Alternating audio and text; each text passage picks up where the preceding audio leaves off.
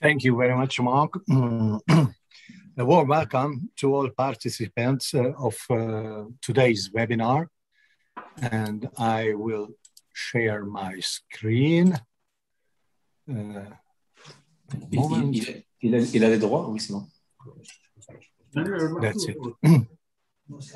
So, my name is Attila Molnár, as Mark said. I am a healthcare manager and a qualified economist with degree in law in Hungary and GS1 healthcare expert. I am a former president of the Hungarian Health Economic Managers, and now I am a director of international affairs of the organization. I will start it. Okay.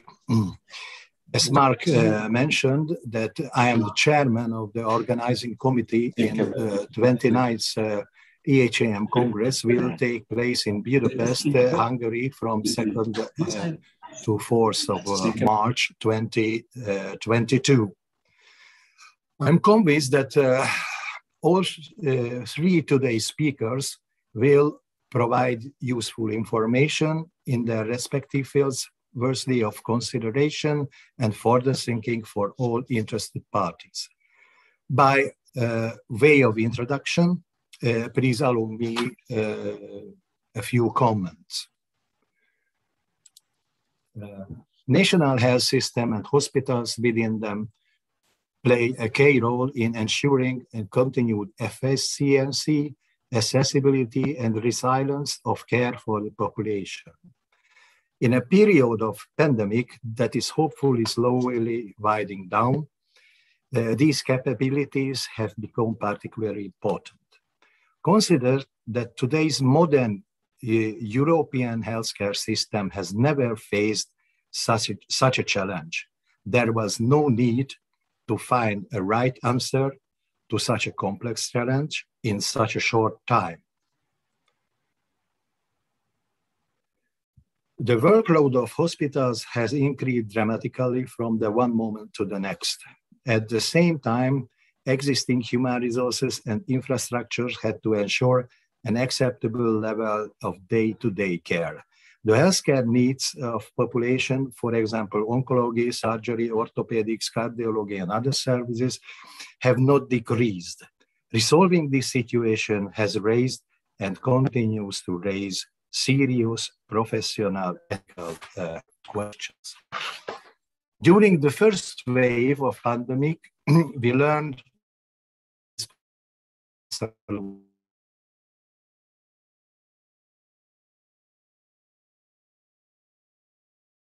to deal with and fourth waves. Have become available in new challenges. A right solution had to be found to immunize a large proportion of population as possible in the shortest time as it's possible. We can say that Europe's healthcare system is rising to the challenge. For this, we must thank for doctors, nurses, paramedics, hospital infrastructure operators, and suppliers who have often gone above and beyond.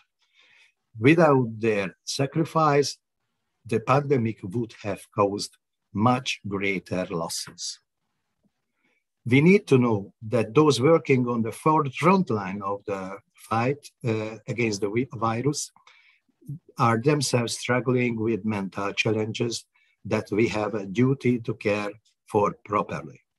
Let us remember the healthcare worker victims of the pandemic as well. We know that our daily lives and the healthcare system will never be the same again. Change is needed. This is helped for the European Union's decision to make reorganization grants available to support the necessary transformation of national health systems. These changes are necessary because the renewal, availability of travel, tourism, global trade, and free movement of people and goods between countries, the shrinking of human living space, and the growth of population. All of them imply the emergence of the other next pandemic. With these thoughts, I wanted to introduce the webinar,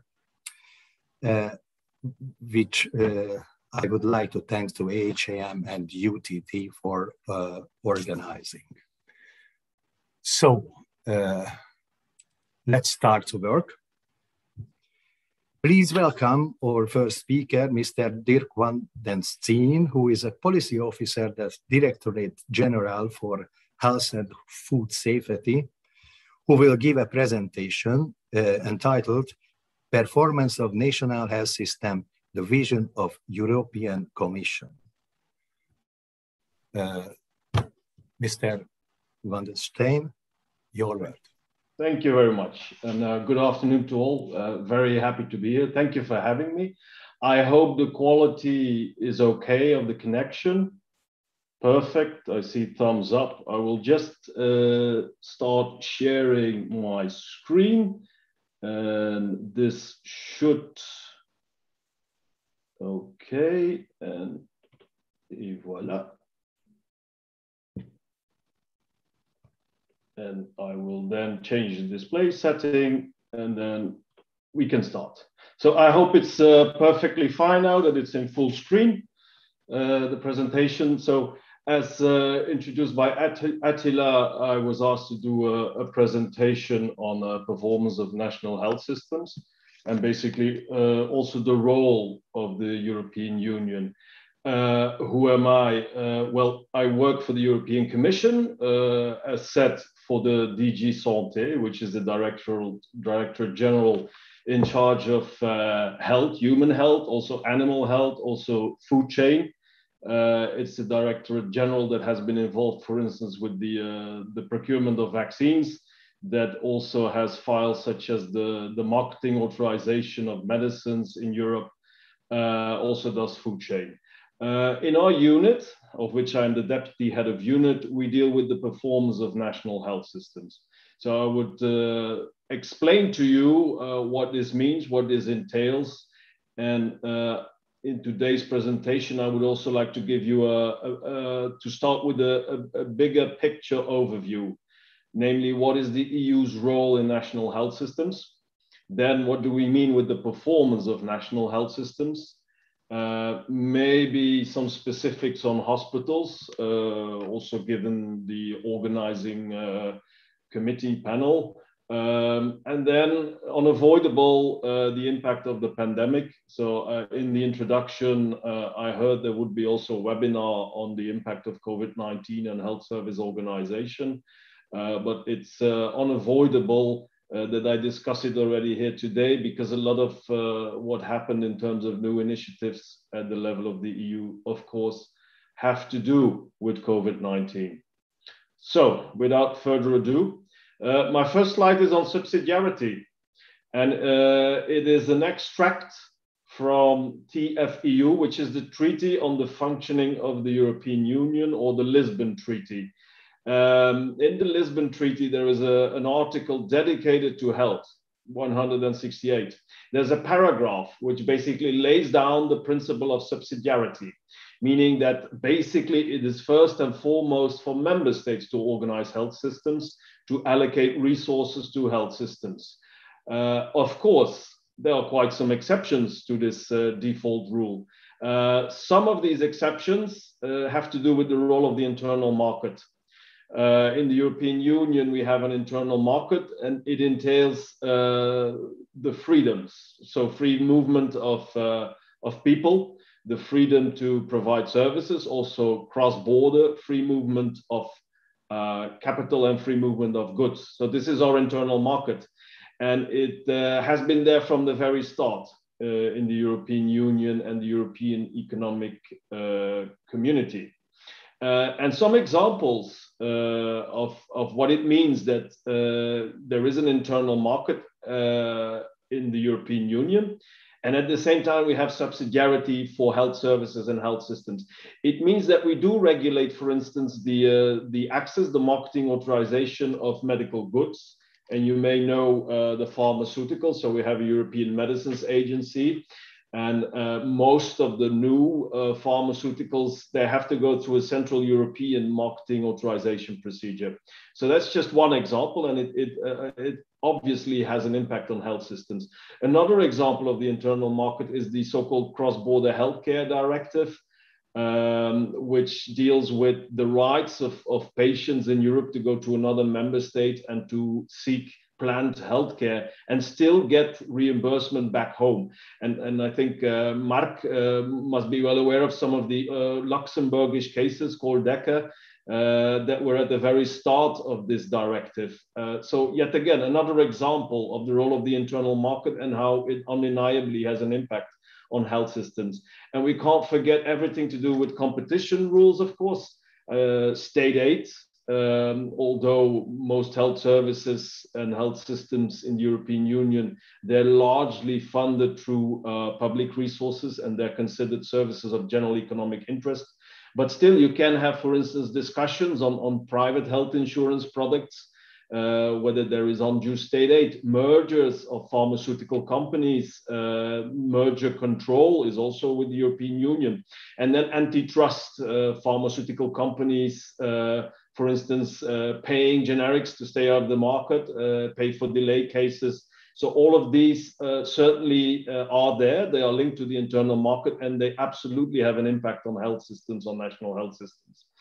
Another example, and this is more recent, of how you see the indirect impact on health systems, it has to do with the cross-border health threats. So if you recall the pandemic influenza, H1N1, back in the days, there was a lack of coordination, at least so it was felt by member states, in organizing, among other, the procurement of vaccines at the time. So this then gave actually rise to this instrument, which we call the joint procurement agreements, meaning that if there are, I believe it's 4 member states, together with the Commission, they can jointly procure medical countermeasures for cross-border health threats. So vaccines in case of a communicable infectious disease is an obvious example.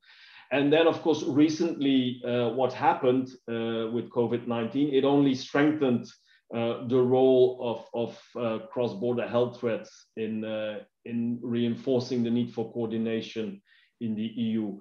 And hence we had the so-called European Health Union proposal, which was announced in September last year by President von der Leyen.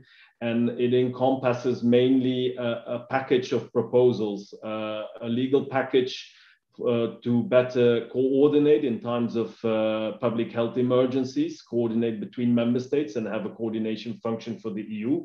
And then also strengthen the role of agencies such as ECDC, the European Center for Disease Control, which deals with communicable diseases. And there is a proposal to work on better surveillance and data sharing. Similarly, for the European Medicines Agency, similar proposal also to look at the possible looming shortage threats of medicines in times of public health emergencies. And then, of course, the announced proposal to establish a so-called HERA, European Health Emergency Response Authority, which is the European version of what in the States is the BARDA. And this is an agency that would look more into pandemic preparedness, health system preparedness in the longer run. So thinking of preparing for the next vaccine, the AMR is also a likely example, antimicrobial resistance, etc., etc.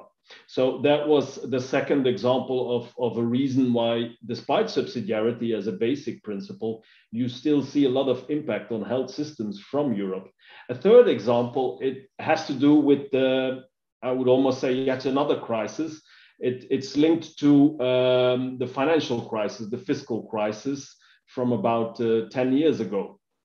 But of course, we already had, when we established the European Monetary Union and we adopted the Maastricht criteria, and perhaps you still are kind of familiar with them, the 3% deficit rule, the 60% debt as a share of GDP rule. Those rules were there from the start. But then when we had the financial crisis, which then became a budgetary, a fiscal crisis, there was also a strengthening of this entire budgetary oversight mandate for the European Union.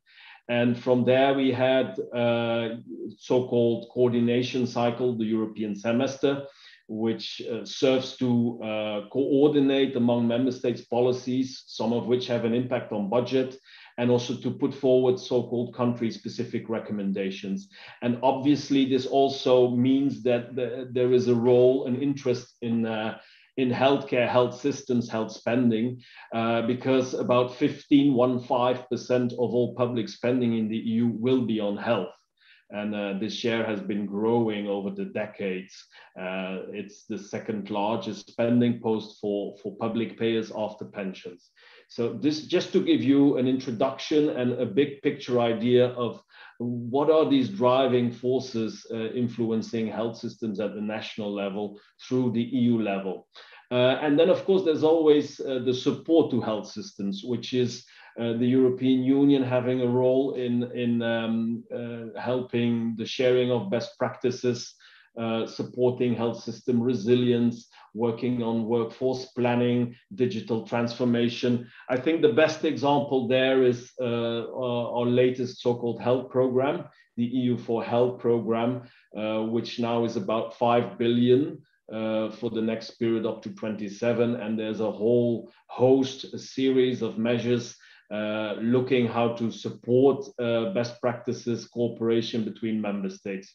So that as a quick panoramic overview of the role of the EU when it comes to national health systems.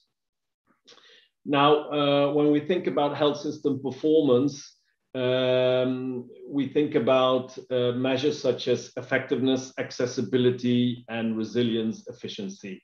If we think about these dimensions, we can say that before the start of COVID-19, the pandemic, there were these long-term trends which were quite positive, in fact.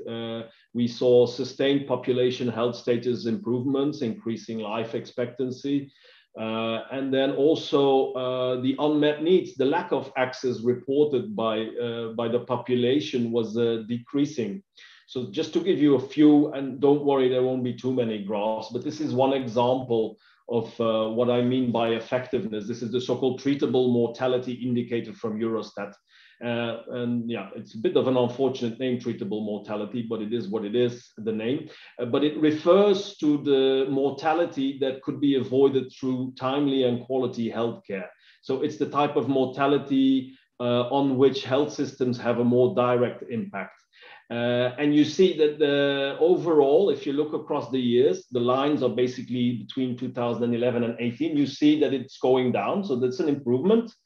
And you also see there's a wide variation between countries, but most countries are absolutely decreasing, so the mortality is going down. And also most countries are converging, so meaning if they are doing worse than the EU overall, they are going down, and also they're going down faster, so that at the end, they will converge in a positive way. So this is the long-term trend that we observed.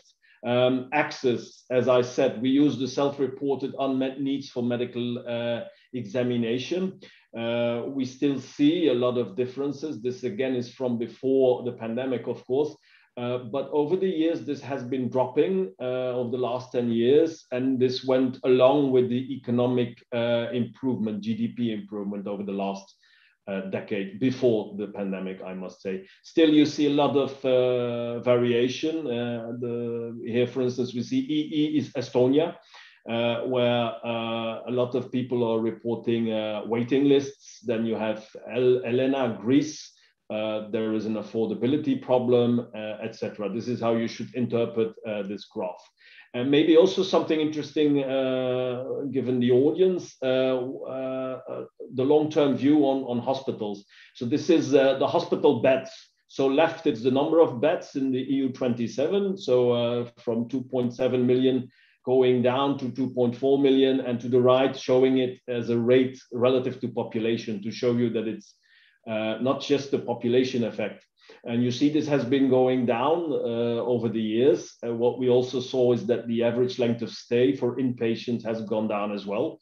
At the same time, we saw an increase of the day cases, planned one-day surgery. This, of course, all ties in with this message on how to better integrate with primary care, how to become less hospital-centric where possible, and how to have specialization in the secondary and tertiary care lines. Now we come to COVID-19. Maybe just to illustrate the health impacts, we have now data from Eurostat, which are pretty recent, which we did not have a year ago. So this is new that we have the so-called excess mortality put online, and we also have them week by week. And what is the excess mortality? Well, it compares the mortality per country per month to the average mortality for that country for that month in the preceding years. If we look at this, we see that about 700,000 more deaths were registered than would have been the case on average, should the average of the preceding years apply. And you see some peaks, and I'm talking about the entire EU here, with up to more than 40% excess mortality in November 2020. Of course, there's also impacts in terms of morbidity, long COVID. We see certain studies, well, the estimates vary a lot in terms of epidemiology, but you see sometimes very high estimates, but 10% of infected cases presenting with long COVID is a very diffident estimate for the time being. So this could have a very profound impact on health systems in the longer run. Of course, there are also the indirect impacts from COVID on the non-COVID patients from all the delayed and postponed care. And then also the mental health impact. And certainly last but not least on the health staff themselves, the mental health impact. Now, this begs the question, what did we see with how member states organized to cope with COVID, and what can we learn from this for future? What we've seen, and this is of course early lessons, we saw an accelerated uptake of telemedicine, so distance consultations, telehealth, and also a lot of reorganization and redeployment of healthcare staff, also with students, graduates being called into the hospital to help out. For us, the main challenge will now be how do we maintain the good things that we learned from this crisis, the use of telemedicine, for instance, if we go forward to build more resilient health systems. I already referred to the State of the Health message by President von der Leyen. So this is the main response from the EU, building this European Health Union, all these legal proposals to strengthen coordination in times of health emergencies. There is also a pharmaceutical strategy, and including also a review of the entire legal framework. So earlier this year, Europe brought out the Beating Cancer Plan, so dealing with from primary prevention to specialized care. Also the European health data space, there currently is a public health consultation out on a proposal, on a future proposal for a legal framework for making health information travel across borders in Europe and the secondary use for research purposes of medical data. And for all this, we also have funding instruments, and there's a whole series of possible funds. I think the most important one is the Recovery and Resilience Facility. And currently the member states are in the process of having presented and having endorsed by the Commission their plans, their recovery and resilience plans, in which they propose investments and reforms to deal with the effects of the pandemic. So in all, the whole bag of money here would be 672.5 billion. About half of that is in loans, the other half is in grants without any co-payment by member states. And a fair share of this will go to health. We also have the so-called Cohesion Funds. You may know them better as the regional funds. And as part of those, for instance, we had already a React EU fund, which made about 48 billion available at short notice to member states also to deal with the pandemic. EU for Health, or health program, about 5 billion for all the supporting the cooperation, best practice exchanges. Horizon Europe, I think this is 800 to 900 million for health on research. So this is the research projects. Technical support instrument, in case if there is a methodological technical question for structural reform in health systems. Digital Europe, funds for helping businesses and countries connect. And of course, we have the whole story of e-health here. Now, I'm about to wrap up. I think the key lessons are, of course, that there's a permanent need to invest in crisis preparedness, and certainly also looking at health workforce and how to resilience test health systems. The innovations that we have seen last year and are still ongoing, we have a valid interest to learn from this, the telemedicine and the flexibility in the workforce. What is the good thing from this that came from this that we can use? 1 minute more. Yes. And then, of course, coverage, access. One of the issues we saw in health systems is giving access to all these measures, and often there were special measures taken in view of this, because of course it's a communicable disease and we're talking about population level considerations. And then closer cooperation at all levels and stakeholder involvement, and hence our plea for this mandate for a reinforced cooperation, and let's hope there won't be a next pandemic anytime soon. Thank you very much. Thank you very much, Mr. Van den Steen. I think it's absolutely good, 20 minutes. And better later than never. I forgot to inform you about this slide. Technical information. You are turning your microphones out, it's no problem. Question and answers are possible after the presentation, but it includes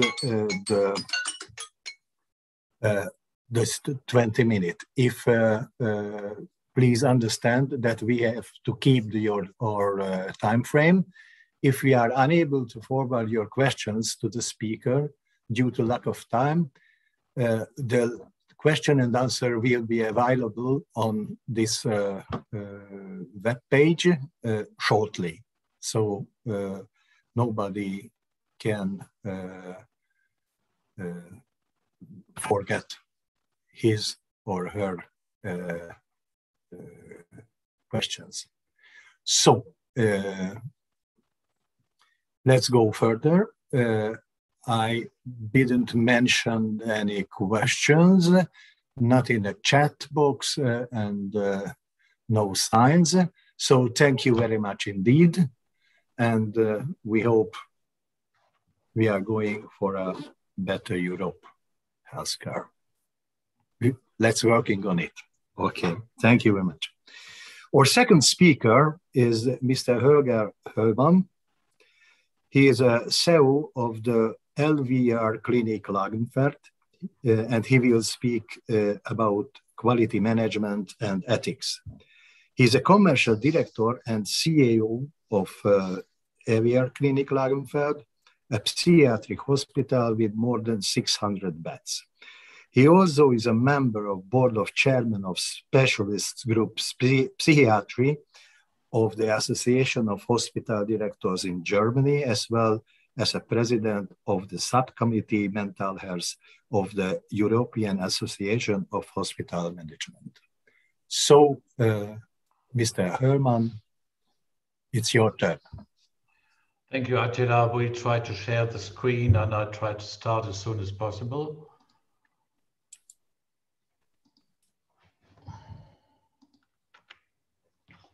That will be all right. Ladies and gentlemen, dear colleagues, my name is Holger Höhmann, and Attila, thank you too for the nice introduction. This is the title which you see now, and this is the agenda of what I'm trying to present.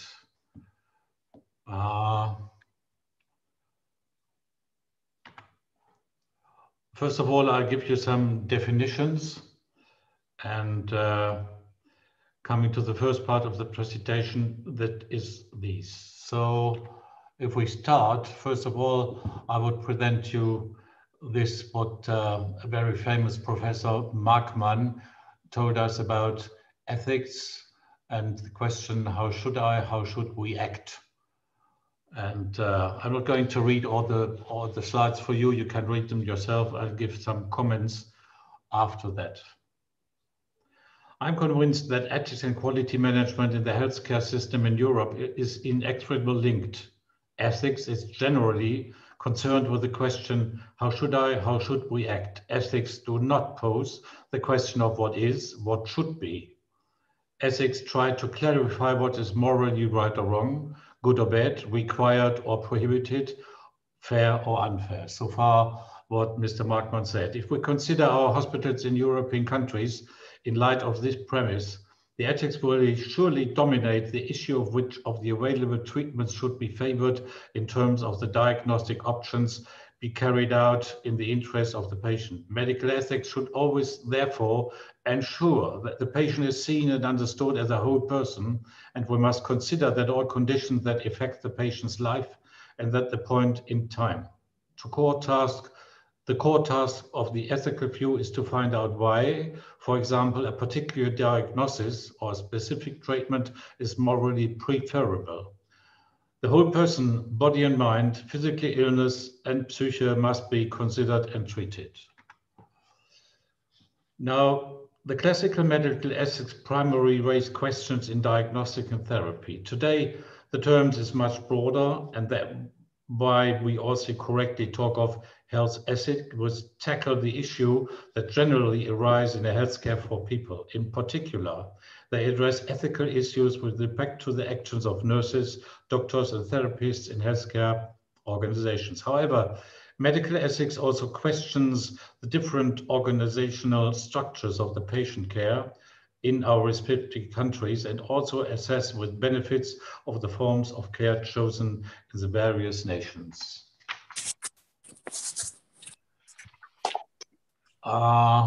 Quality management means the structure and process of the necessary framework conditions must be therefore designed and rolled out such they ensure the requirements of ethical treatment and care for patients in the hospital overall. The management of all processes and procedures, that accessibility and availability of the service provided must be guaranteed 20 hours a day, 5 days a year. The discussions we are currently having in Germany regarding the number of hospitals requires and the structure of necessity of the existence provides an insight to the willingness of the funding agencies to provide the relevant financial resources. The public, state authorities and funding agencies therefore expect be close to hospitals that have a heart theater, a stroke unit, and a CT or MRT available at least 24 hours or days, and with the most cost-effective designs. Squaring the circle brings us to the question, so how are the two terms connected? I believe that ethical and moral actions is always and almost exclusively depend on basic attitude to the people in healthcare facilities. Our personnel or professional view is less important than the extent of our courage and power to effect changes. It's also crucial that we orient ourselves on the ethical and moral standards and at least try to align our actions. And what you now see is several years ago, the former CIO of Daimler-Benz, Edzard Reuter, wrote in his book entitled Stunde der Heuchler, Hour of the Hypocrites, subtitled How Managers and Politicians Make a Fool of Us. For this reason alone, I would rather not waste our efforts in trying to praise the hypocrisy of all those who tell us with elite truths and born the long-term sustainability or old age pension system, the structure and functioning of the future labor market, or our delight at the expansion of the EU. In respect, I reserve the utmost admiration for those who had the courage to embark on a serious fundamental reform of our healthcare system. So far, he said, it may only be described in the previous situation in the year of 2011 in Germany. I cannot and I do not want to judge our countries in Europe in this respect, but for us in Germany, I can say there have been many reforms since then, but nothing has basically improved. However, it may be that we still make a relatively high number of complaints in Germany. Back to the question of what the link between ethics and quality management. Quality management in hospital means written, learned, and best practice oriented systematic action, and it's not a process that takes place once and has thus fulfilled in purpose.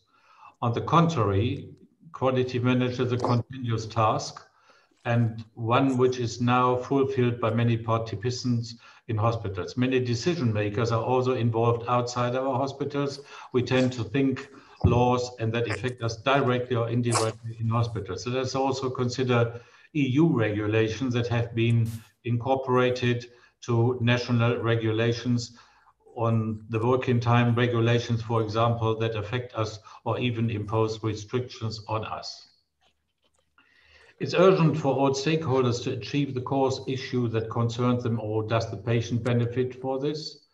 We should also strive to reach out the minds and hearts. The hearts are impossible, as mentioned earlier, through the ethics of all our actions and omissions in the hospital. If we succeed, and it will take a very long time, then perfectly designed hospitals process will give us every opportunity to treat patients appropriately in a compliance with guidelines, optimizing an ideal, perfecting the interplay of ethical conviction and the fulfillment of defined quality for the benefit of all patients. A glimpse into hospitals. Dear ladies and gentlemen and dear colleagues, we all share the impression that a great deal has happened in the last few years regarding the ethical attitude of all employees in the hospital, and also the issue of quality management and, more precisely, quality assurance in hospitals. I share this view. This endeavor goes back a long way and made me think of the main consideration in a book written in 1950. And this is the famous German surgeon Ferdinand Sauerbruch. He describes a consultation. The little girl's foot was crippled. My students stood around me and I took the little creature shoes and stocks off to examine the misfortune. I explained the alignment and suffering to my students, comforted her mother and told her that we could operate on the foot. I made the necessary arrangements with the woman and then bent down, picked up the clothes and carefully dressed the little one who was sitting on my lap, as picked up the clothes carefully. The mother protested, but Professor, that is not your job. Let me do that, however. I fended her off and finished the small talk. And when I read the book as a young man, I thought he was right. Even back then, the passage evidently characterizes the doctor's attitude. But it could be that this attitude was generally widespread and at the time in the other areas of activity of the hospitals. But do we find this in our hospitals today or not? Make your decision, and hopefully you have got to go to a hospital, but if there, think about it. I was reminded of the case of a good friend who was recently referred to a German university hospital for clarification of a serious suspect diagnosis. She told me how many times she had to try to open doors and in vain, and how often the doors were closed. Close to her without further notice, how often she was referred somewhere else and how long she sometimes had to wait, again with no result. At the end of the Odyssey, which was spread over several buildings, she finally waited 6 hours, during which time nothing significant has happened. She arrived too late to receive a diagnosis and had to return to the next day. And don't say that doesn't happen in hospitals in our years now. I think everyone who works in a healthcare institution should understand they are there to serve and not to rule, no matter where they are. Those who sometimes forget to demonstrate the correct conduct should always remember the patients can ultimately pay their salary and rightly expect excellent service. Ist das Nummer 10? So. Unfortunately, I can only tell you a little of what has been implemented in Germany so far. It's important to know that various governments and non-profit institutions exist in the broad spectrum of the healthcare industry, and many opinions, publications, and presentations therefore exist on the subject.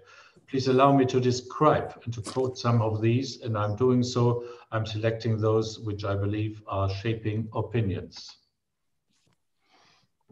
Quality management. For this purpose, the Deutsche Krankenhausgesellschaft, German Hospital Association, the Association and Interest Group for all German hospitals, presented a draft paper under the heading Quality and Patient Safety, which is still to be conclusively discussed and decided, but does provide essential guidance to these topics. Let me quote a few sentences. Further development of healthcare systems and appropriate quality assurance must be further developed in line with the concerns. Yeah. Now, my time stopped. Sorry for that. I want to be inside 20 minutes.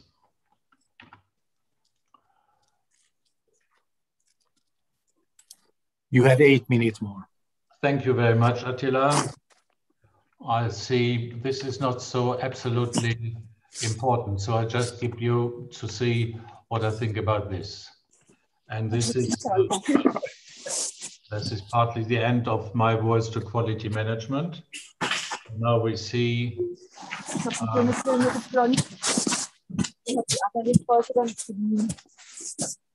Sorry.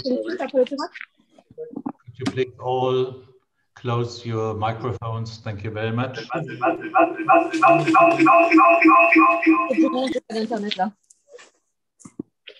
Now, obviously, someone tried to get in. Now, ethics, the principles formulated on the previously cited text draft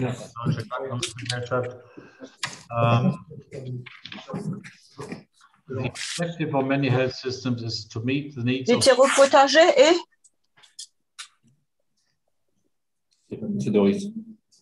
Sorry, Doris. Doris, please, yes? Your microphone closed. Now, I try to get back. It's brought me back to number 13, sorry. And now I ask myself and you, what should we do?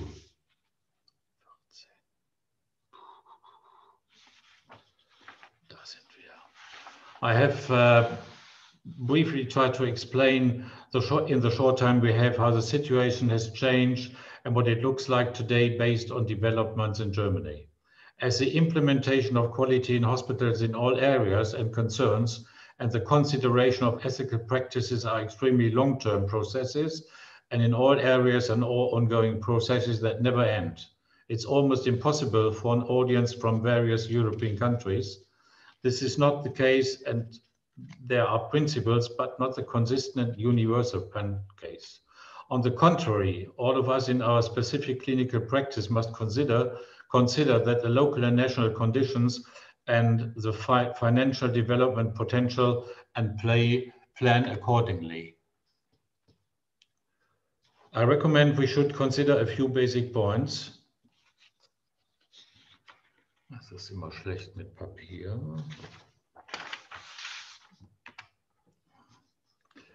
To clarify and interpret the content of consensual ethic moral convictions, to bring the various convictions into a coherent context, to develop the principles that have morphed into rules governing action. The next things you can read it there, so I can do something for my short time. And I'm nearly coming to an end and tell you to finish. I'll leave out with a quote from Paracelsus. The highest level of medicine is love to the teacher's art, and no doctor is born without it.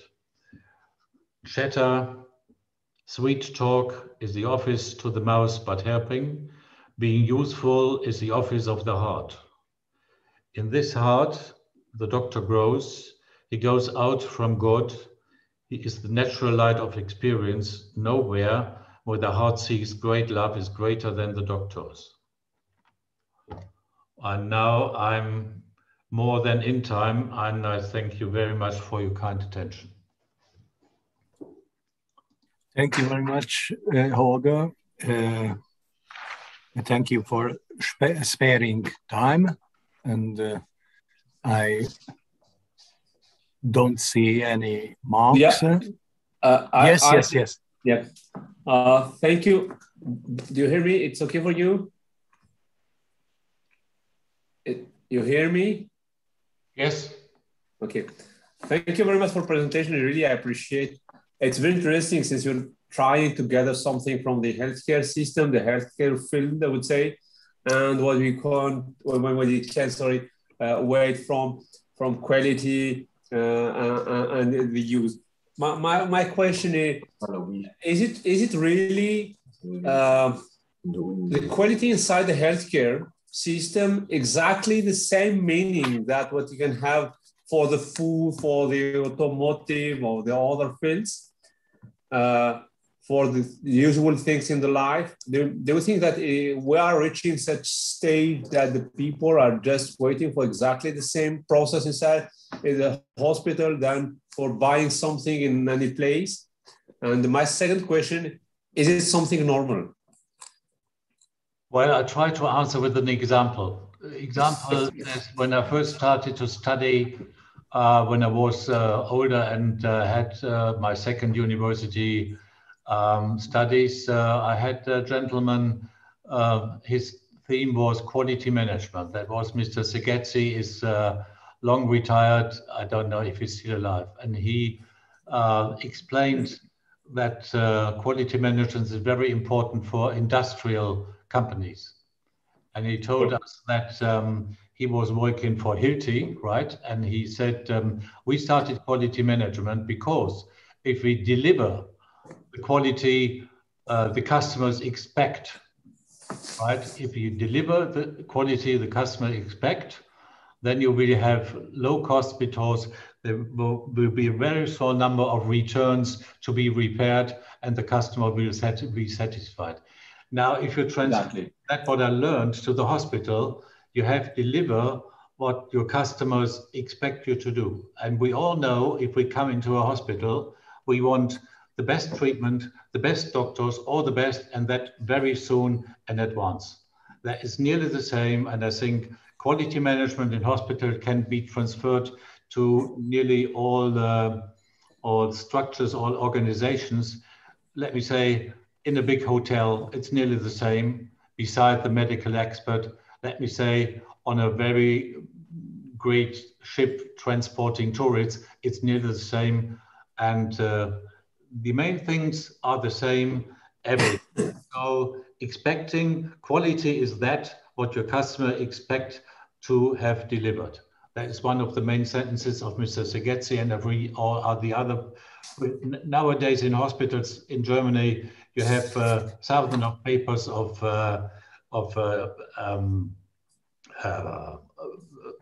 let me say, thousands of papers to deliver to the authorities. And that is not quality management, that is quality insurance to control. But on the other hand, quality management without control can't function. That was a bit long, excuse me, Attila, that was my explanation to your question. Thank you. Thank you.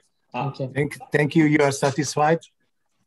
Yeah, very good. Can I follow with more precise something? It's just looking Molina.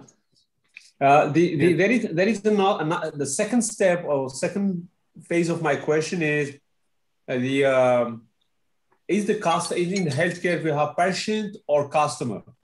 Is it acceptable word vocabulary for this kind of field?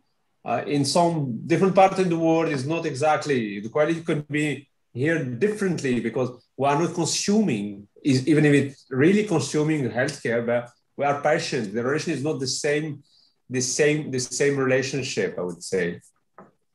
This is a very excellent question. And it's been long discussed in Germany, and medical doctors and sometimes nurses say they're not customers, they are patients. And I say, under a commercial point of view, they are customers and have been treated as customers because we work for them and we try to deliver. It's not very clarified, but on the other hand, I say it's more or less both. So this is an excellent question, and the discussion hasn't come to an end. is still in the discussion whether they are customers or patients. I think they're partly customers, but as well they're patients, and there are more things that economical points of view to be delivered. For sure, yes, exactly. Yes, I think it's really a very interesting question, and it needs a little bit wider explanation. So I offer, because I have to spare with time, no problem. I offer writing answer. Holger, okay? Okay. Okay. Thank you very much to everybody. Thank and you. Let's go. Thank you, Holger. It was excellent. I promise to answer. Okay. Thank you very much indeed. Our third speaker, Mr. Michal Nathan, member of the Executive Committee of AHAM, former CEO of Central Hospital at Emery Mayrisch in Esch-Alzette, GD, Luxembourg.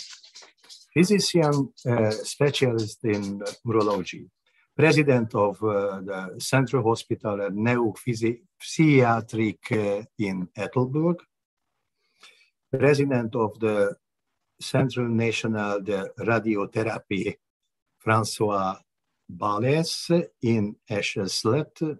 Sorry for my pronunciation. The title of the presentation is How We Can Ensure for our fundamental values are taken into account and sustained. The search for public-private balance. Very interesting question, and please, Michel, explain it to us.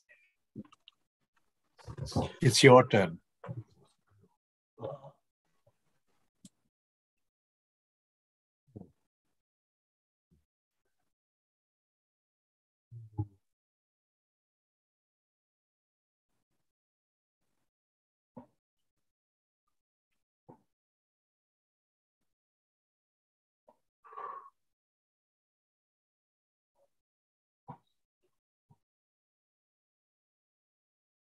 Está verdwunden.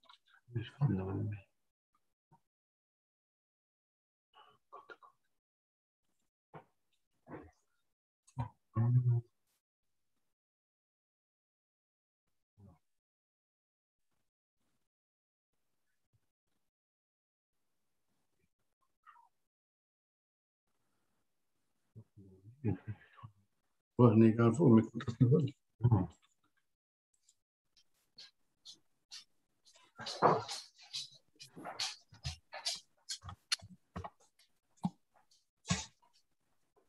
Oh.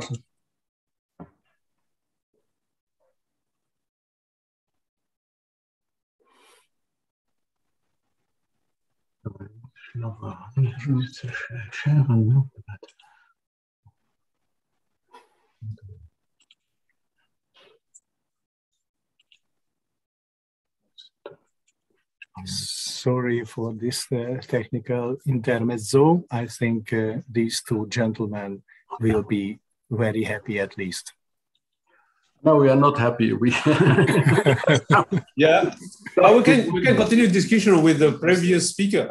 Let's continue the discussion, please. We Mark and I try to find back the slides. They are somewhere lost in the net. Do we have with us Michel Nathan? Yes, no? I'm here. Hello. Yeah, hello. Please, you can start. We have the slides, but we don't have them on the shared screen. Okay, we can share. I offer that the colleagues can share the presentation. Yeah, okay, yes. Okay, we can do it. Okay, they can share, and you have to say the next one, please. And okay, exactly. This is what we do. Okay. Yeah. Tu m'as coupé le son. Depuis tout à l'heure, je braille comme un chameau. Ah. Yes. Yeah, we will share the screen, and then I think it's going to be good. Do you have the presentation now? Yes. You see it? You see it? Oh, excuse me. Attila, yes. We see it. We see it. It's good. We see it. Yes, it's good.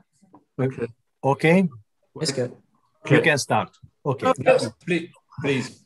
So, hello from Luxembourg with some connection problems. I hope we will have better understanding after this connection problem. So what I'm asked to do is to speak about this search for public-private balance, which is presently some big discussion here in Luxembourg, especially with our private doctors. And how can we ensure that our values are taken into account and sustained? When I prepared this, I first looked for a short definition of what is ethics and value. And I found this, which is saying ethics is knowing the difference between what we have a right to do and what is right to do. So I will discuss today what I think is right to do from, of course, a Luxembourg experience. If we discuss ethics and value, we have to see it in the context of our society. We are trying to build Europe every day a little bit more, and we can only build this political construction on shared values, shared ideas.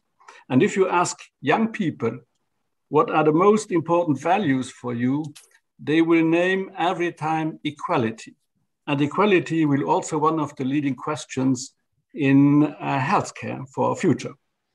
So if we look at ethics, ethics are a common discussion for our professionals. Medical doctors have ethical questions every day. The question today is how is it about us managers, and how do we live this dilemma in which we are every day, and also in the context of economical constraints or better management, what we used to call sometimes private-public, and the trends that we feel and see every day in healthcare systems around Europe. So what is expected from us? What the public and what politics expect is quality of care. So you can define that at output results, accessibility, empathy, patient safety. Holger discussed that a few minutes ago.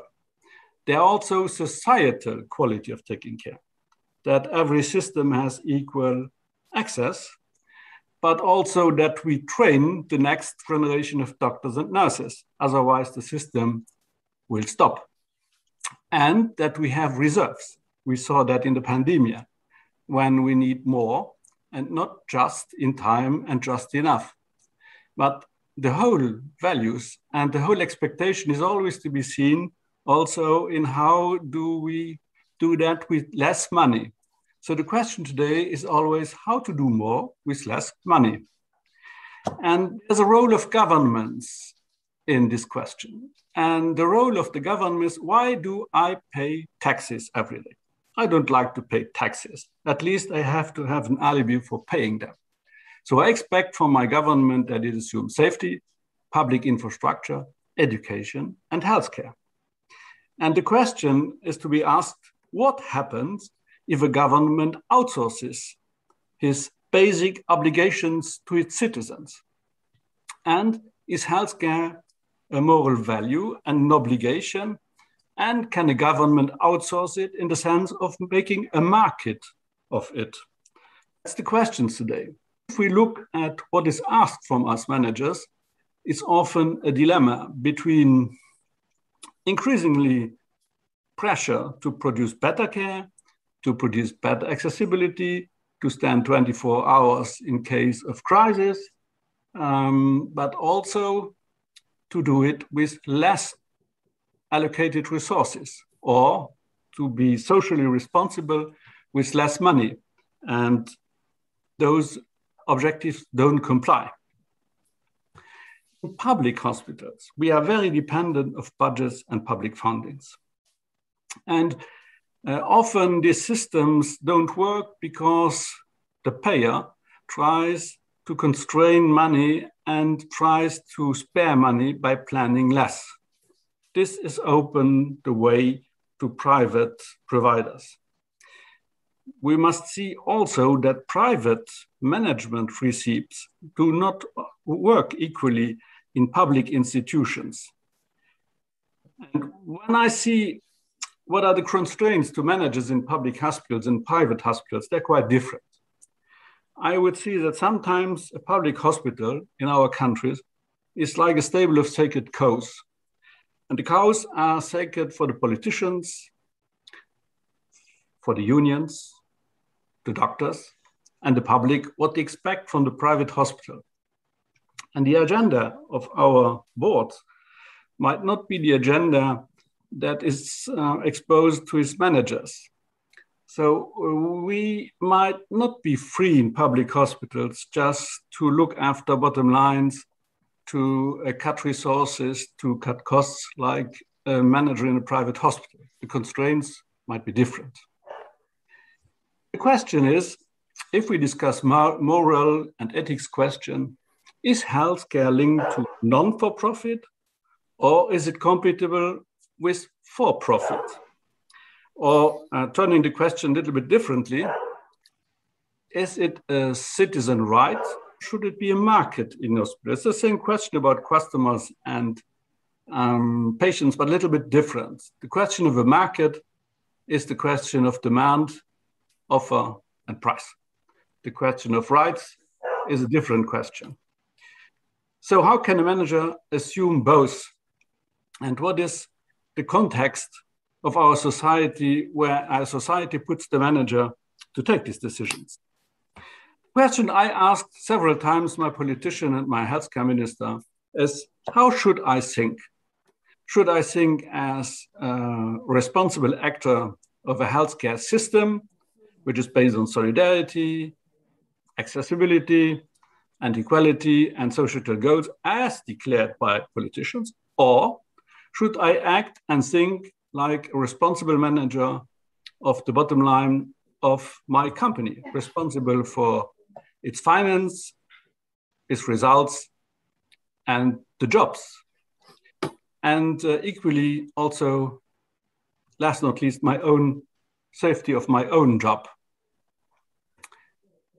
There's a question when we discuss private and public is, how do we pay? Not how much do we pay, but how do we pay? What are the incentives in the system? And every incentive will put their own questions. The basic question is, there will be consequences how we pay the doctors. If we pay the doctors by a fee for service, they will have an incentive of producing services. So there's certainly a question which is like a taboo here in Luxembourg. It's not openly discussed, but it should. It is not how much, but it's how should we pay our doctors. The result is the risk of selection processes because of economical incentives. And that should be openly discussed. And it's often an ethical consequence. Another question is, every system which is poorly designed usually tends to put more control costs. And the control costs express like the love that sometimes public payers have for metrics, numbers. But numbers in a hospital mean nothing if we don't know how to interpret them. Because what the doctors will do, and there are some very interesting papers in the United States about that, is the case selection bias. They will operate less sick patients and have better results. Your mortality will decrease if you operate on less sick patients. So there is a high risk that professionals will game the system when we have the wrong metrics, or better, the wrong interpretation of these metrics. There are resulting conflicts in our hospitals. A hospital is not an organization like any other factory or service organization. It's an expert organization. We are depending on experts. And these experts consider themselves as advocates for the patient, doing the best, using the best medicines. And we have to see that the bottom line remains a black line and not a red one. So we have conflictual expectations from our staff to give them what they need, and from politicians, and on the other side, maintain a black bottom line.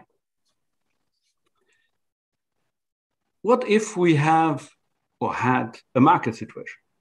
There are not only disadvantages, there are also positive things to be seen.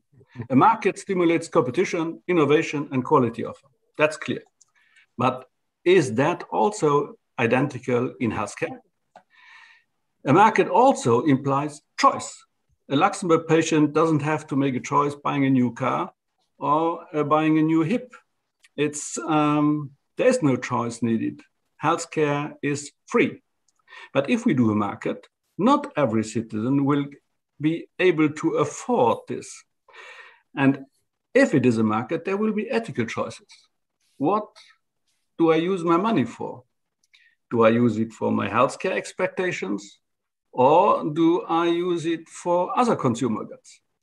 And this question today in Europe is not considered more.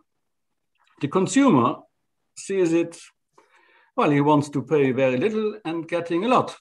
And in many of our countries, as healthcare is free or almost free, it's considered a right. And the consumer expects perfect service, accessibility 24 hours, and a no-fault system, which is very difficult to deliver. And we have a third power, which is the justice. And the expectation, if you don't deliver, is also expressed by paragraph of the law, you have to do it. So deficiencies are not acceptable even if the consumer doesn't pay for it. So what can we or should we ask from politicians? For first, what are the values that you want to defend? And then what are the objectives that you expect from a healthcare system?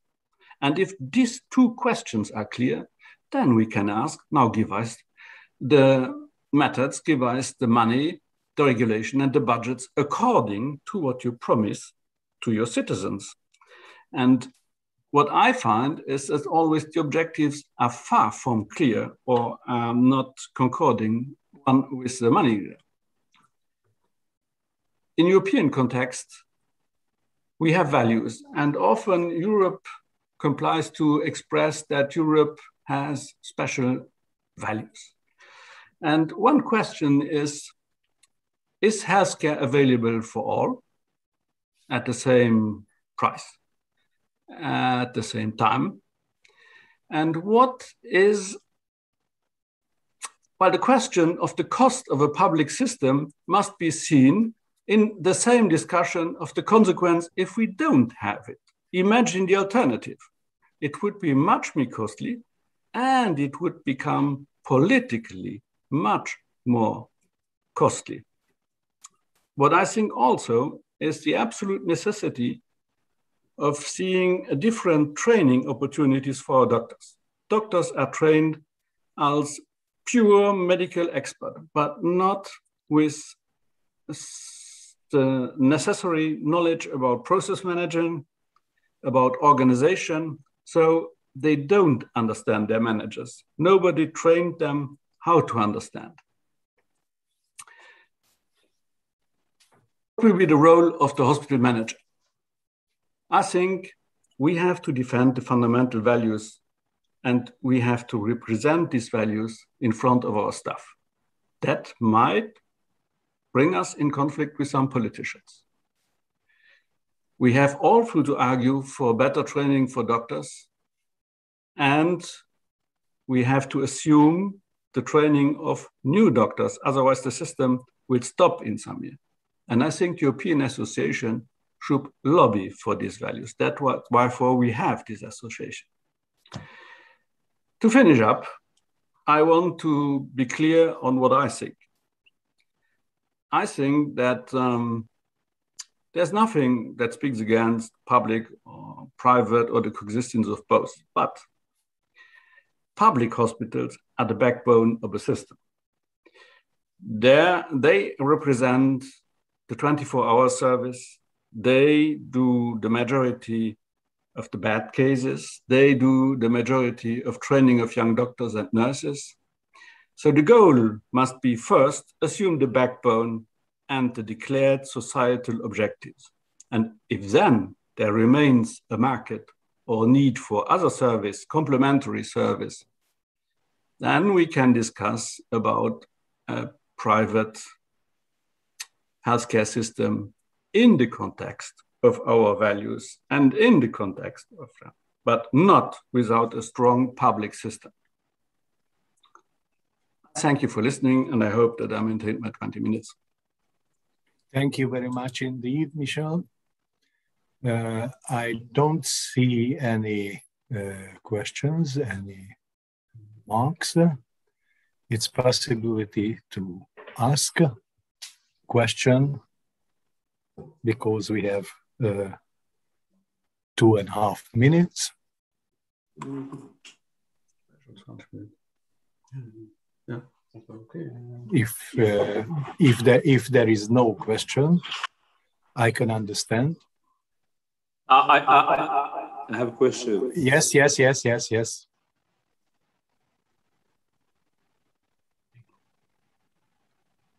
You are muted. You are muted.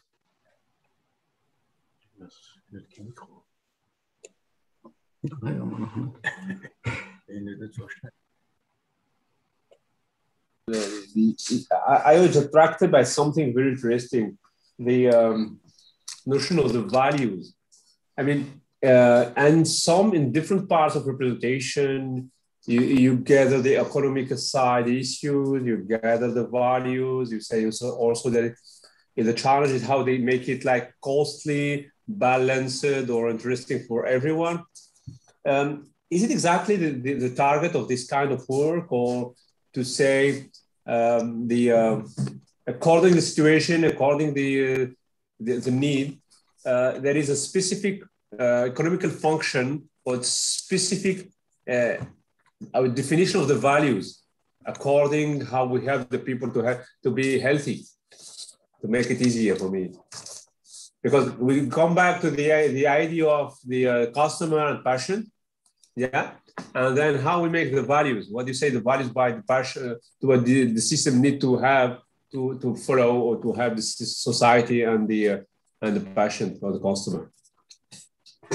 I'm not sure that I understood the beginning of the question because your microphone was mute. I will try to answer what I. Yeah. I think there should be European discussion on a political level. What do we expect from our countries? Is healthcare a right for European citizens and according to accessibility and equality? Or is it a market? If it's a market, it's linked to money. If it's a right, it's linked to a different organization. But if it's right, it's also a big obligation of organization by politics. And sometimes they fail in this domain to organize systems that they work properly. And so they outsource to private or church institutions. I think the state should do while we pay him for his taxes. Otherwise, I can pay a private insurance, and I don't have to pay taxes, at least for healthcare. So this is a discussion that has to. This is a discussion for European Union, and is it a value? How we see it, and there's a corollary, and that is if it should be purely accessible to everybody, affordable by everybody, we subscribe a very heavy organizational obligation, because then we have to be efficient, and sometimes public systems do not tend to be as effective as private ones. So the question is also, this is also linked to regulations of the local states. You cannot act in a public system with the same freedom as a private manager. And this again is a political question. So the question, I think today, is not for our politicians, do you want a private or public system? The question is, What do you want to promise your citizens? Why do they pay taxes?